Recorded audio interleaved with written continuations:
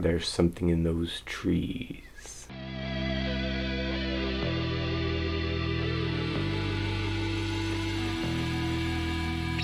Predator. So Predator came out in 1987, was directed by John McTiernan, and stars a who's who of 80s action heroes. You know, you got Arnold Schwarzenegger as Dutch, of course. He's the main guy, the head of this mission. But you also got Carl Weathers, Bill Duke, Jesse Ventura. That's right, we got 2 future governors in this movie. What are the odds? And there are a bunch of commandos trying to complete this mission that's admittedly kind of vague in Central America. They basically have to go in and destroy this weapons cache so that it doesn't fall into the wrong hands or something. Now, I've seen this movie several times, and going in I really wanted to figure out what the mission was here, and I'm still not 100% sure because Duke and his team are told one thing and Carl Weathers is secretly planning something else, and there's a bit of a double cross where the mission isn't exactly a rescue mission like Duke was told. It's just to go in, kill people, destroy all the evidence situation. And that's really all the detail I could get out of this mission, because the mission itself is not the point of the movie. The point of the movie is that while they're going and executing this mission, they're being preyed upon by this alien life form, this predator that's super mysterious. You don't really know what he looks like, and he's constantly spying on them through the tree line with his infrared vision until the time is right to very systematically and one by one pick these commandos off for the sport of it. What else? And I gotta say, this movie is a lot of fun, and it's been a while since I've really watched any of the Predator movies, and with Prey coming out soon, I thought, hey, now is as good a time as any to crack open the DVD and watch the first one again. And watching it again, it is so clearly a product of its time. It's got, you know, the really big muscle-bound 80s meatheads that are going in, blowing stuff up. And the movie doesn't take itself too seriously. It's okay to have a little bit of fun with the premise. At the end of the day, it is a big, overblown action movie with an alien predator hunting them, and it knows that. And the perfect example of just what type of movie you're in for is the first big action scene where they go in and they destroy that base and all the weapons in it, and it is something straight out of the Expendables, because the bullets are flying, things are blowing up, people are on fire, flying around like rag dolls. And of course Schwarzenegger's got his one-liners, like when he sticks the dude to the wall with a knife and he's like, "Stick around." Genius, classic Arnold Schwarzenegger. But I realize that these cheesy action cliches aren't for everybody, so if that's not really your thing, maybe Predator just isn't for you, because it is exactly that type of movie, just with a little bit of a sci-fi twist to it. But aside from it just being a really cool action set piece, that first big fight actually serves a very important narrative function, and it's to establish just how formidable of a force Dutch and his crew are. Because in the very beginning, we're told that they're the best of the best, that they can do the impossible, they can get in and out when nobody else can. And you hear that and you're like, oh, well, okay, they've established that. But then when you see it, it just puts it into a lot more focus just how good these guys are. So later in the movie, when you see them getting picked off by the Predator, that makes the Predator that much more advanced than them, and it really helps to establish just how threatening a presence the Predator is if any one of us regular people ever came across him. We'd all be screwed, because even the best of the best had trouble fighting him. And I find it interesting because that scene where they blow up the weapons cache, I see being removed from a lot more modern action movies. They just want to get right into the main plot of the story, but they don't often establish just how capable these military commandos are. And it's actually even a problem with Aliens, and far be it for me to criticize Aliens. It is a fantastic movie, but the one thing it doesn't have is a scene where you see the Marines actually being Marines and being at the top of their game before they're confronted with the greater threat. But here in Predator, we have that, and the movie is all the better for it. But after all that fighting's over, there is one survivor of that whole ordeal, and it's this young woman, Anna, and she is the sole survivor. And Carl Weathers thinks she might have some information, so he brings her along. So now we have a bunch of muscly commandos and a young woman. I'm really glad that this movie never tried to make Anna a love interest to anybody, especially Arnold Schwarzenegger, because it just wouldn't really make a lot of sense given the situation, and it's just not that type of movie. But what she does is serve as somebody who isn't expendable. Now they actually have to bring somebody out of this jungle alive. All of these commandos might not like being called expendable, but at the end of the day, they have taken on the risk of going into this jungle, knowing full well that one or more of them may not make it out of this jungle alive, and they've accepted that responsibility. But now they have this woman who hasn't accepted that. She didn't take on that responsibility. So now there's a bit more urgency with the exit strategy. You really want, if nobody else, you want Anna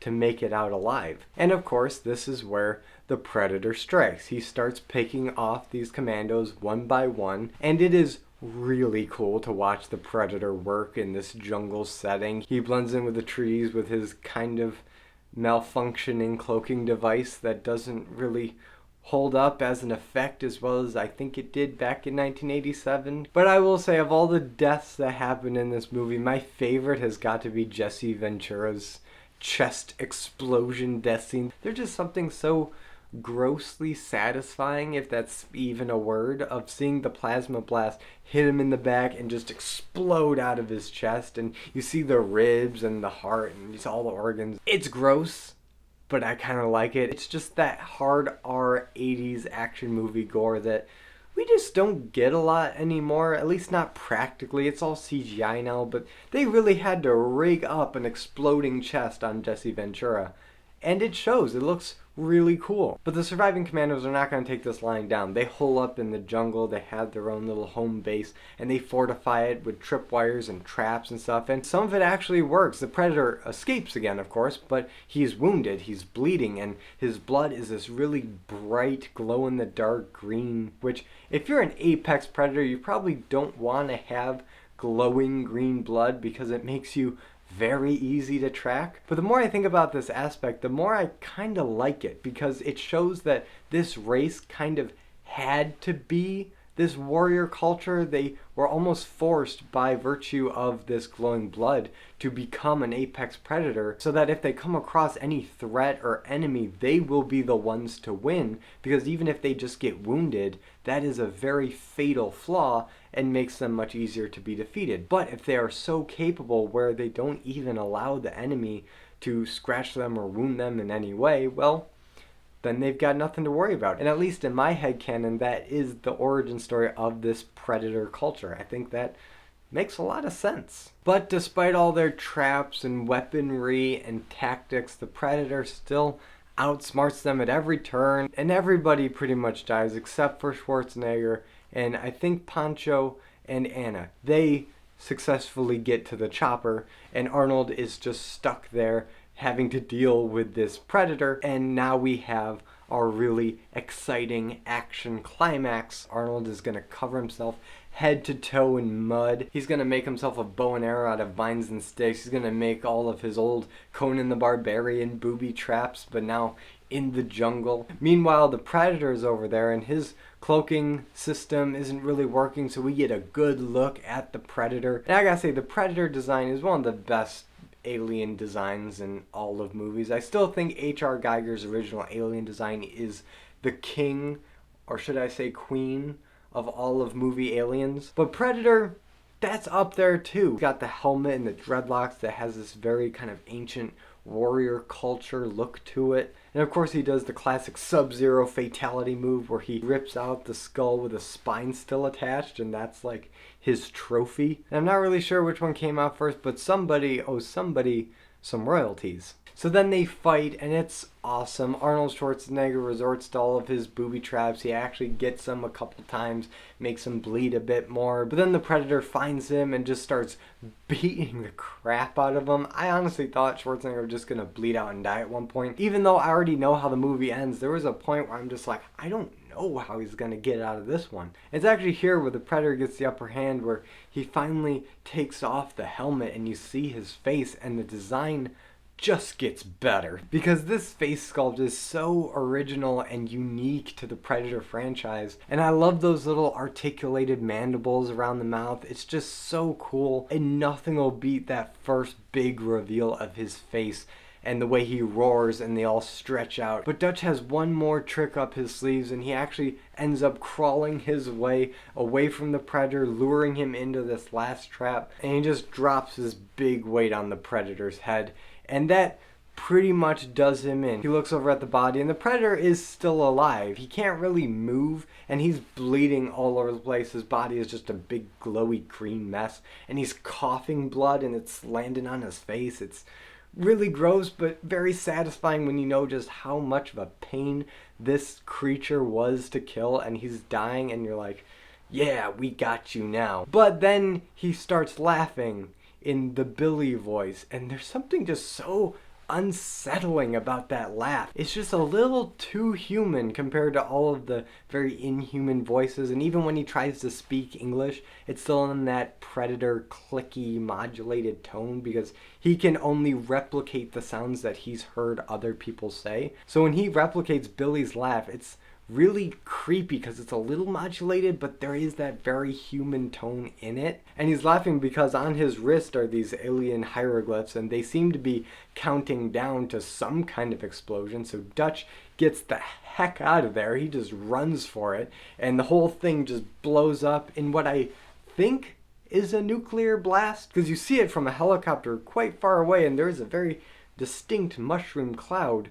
But I don't know, it's alien technology, so who knows if it's actually our version of nuclear or some other kind of massive explosion, because there's no way that Dutch made the blast radius in time. He tries, I mean, he does his best, he is really booking it out of there, but the countdown is only like 3 seconds long, so there's no real way he could have gotten the clearance that he would have need to if it was a typical atomic blast. But regardless, he survives, the chopper comes back in, picks him up, and he's free to go now, and the predator is destroyed. And that's Predator. I was about to say The Predator, but I just realized that The Predator is a different movie, and I'm not talking about that. I'm talking about the original 1987 Predator starring Arnold Schwarzenegger. And this movie is just so much fun. Is it cheesy? Yeah. Is it effective?